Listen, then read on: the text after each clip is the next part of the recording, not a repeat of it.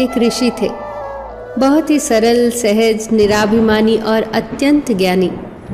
दूर दूर से लोग उनके पास शिक्षा प्राप्त करने आते थे। एक राजकुमार भी उनसे शिक्षा प्राप्त करने आया। राजकुमार ने बहुत मन लगाकर ज्ञान अर्जन किया। एक दिन ऋषि ने उस राजकुमार से कहा, जाओ वत्स, अब तुम्हारी शिक्षा पूर्ण हुई। अब इस शिक्षा का उपयोग करके तुम अपना और दूसरों का जीवन बेहतर बनाओ। राजकुमार ने जब उन्हें गुरु दक्षिणा देनी चाही तो गुरु ने कहा, अगर तुम मुझे गुरु दक्षिणा देना ही चाहते हो तो वह चीज लाओ जो पूर्णतः व्यर्थ हो। इस पर राजकुमार ने मन ही मन सोचा, गुरु अगर मांगते तो मैं उन्हें कुछ भी दे सकता था। ये गुरु ने क्या मांग लिया? ये तो बिल्कुल आसान चीज है भेंट में देने को। आसपास कितना कुछ व्यर्थ है, मैं तो कुछ भी गुरु को दे सकता हूँ। यह सोचकर उसने मिट्टी उठाने के लिए जैसे ही हाथ बढ़ाया तो मिट्टी बोल उठी, ठहर मनुष्य, यह क्या कर रहा है? तू मुझे व्यर्थ समझता है? तेरे खाने पीने से लेकर बहुमूल्य धातुएं और ऐसी अनेक वस्तुएं क्या मुझी से उत्पन्न नहीं होती? ये विविध रूप, रंग, रस, गंध क्या मुझसे ही उत्पन्न नहीं होते?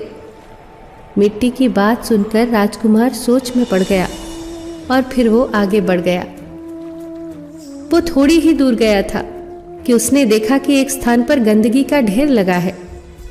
राजकुमार को लगा, इससे व्यर्थ तो कुछ और हो ही नहीं सकता, और ये सोचकर राजकुमार ने जैसे ही उसे उठाने के लिए अपना हाथ बढ़ाया तो उसमें से आवाज आई, रुको मानव, तुम मुझे व्यर्थ समझने की भूल भला कैसे कर सकते हो? क्या तुम भूल गए कि धरती को पोषित करने वाली खाद मुझी से बनती है?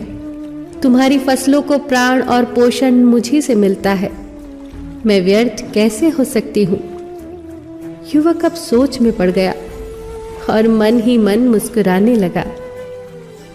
गुरु का दिया हुआ आखिरी सबक अब उसे समझ आ चुका था कि व्यर्थ और तुच्छ तो वह है जो दूसरों को व्यर्थ और तुच्छ समझता है, और वह अहंकार के सिवा और क्या हो सकता है।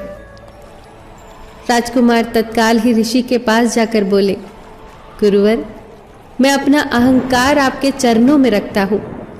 आप मुझे आशीर्वाद दीजिए कि आपके द्वारा प्राप्त ज्ञान को मैं प्रजा की सेवा में लगा सकूं। गुरु बहुत प्रसन्न हुए क्योंकि उनके शिष्य की शिक्षा अब सही मायनों में सार्थक हो चुकी थी।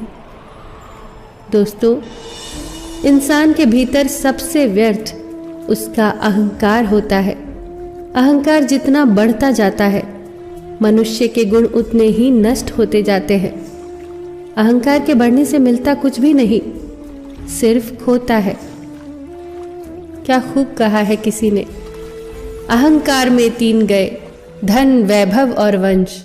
ना मानो तो देख लो रावण, कौरव, कंस। फिर मिलेंगे दोस्तों अगली वीडियो के साथ। तब तक के लिए अपना ख्याल रखना और हमेशा मुस्कुराते रहना।